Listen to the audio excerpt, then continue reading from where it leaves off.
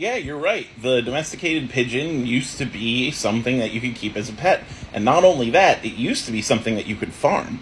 Indigenous peoples used to keep pigeon towers. They would attract pigeons, give them a place to roost. It would make sure that they were eating a healthy, controlled diet, and you could basically infinitely farm pigeon eggs and pigeon meat.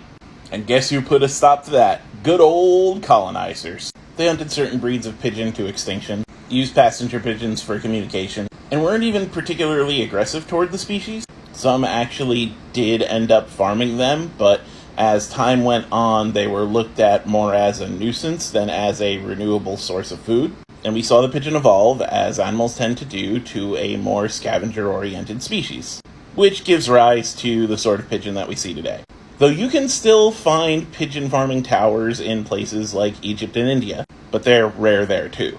Which shows that this was like a common idea that was like done across many civilizations. The pigeon was just a very resilient, very populous bird, so why not farm it? And several people got the same ideas. And there have been proposals to kind of modernize that old farming technique. Like, pigeons are in cities already. You could build, like, pigeon tower-esque structures into the sides of, like, high-rises. First of all, this will keep the pigeons off the ground where they're causing the most disturbance. Second of all, it will ensure that they are being fed a safe diet, and then they can be tested and farmed humanely.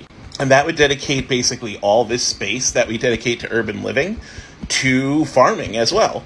Add to that stuff like hydroponic and aeroponic gardens, and you could have a booming agriculture trade in a city that is mostly blacktop and concrete. And stuff like that, urban farming is one of the coolest subjects I think I've ever looked into. Because the science and tech that has gone into new farming methods basically has made it so that the only thing we need is space, not soil, to grow crops. And utilizing species that are natural and abundant in whatever habitat we're living in is a skill that indigenous peoples had that we kind of stomped out when we colonized them.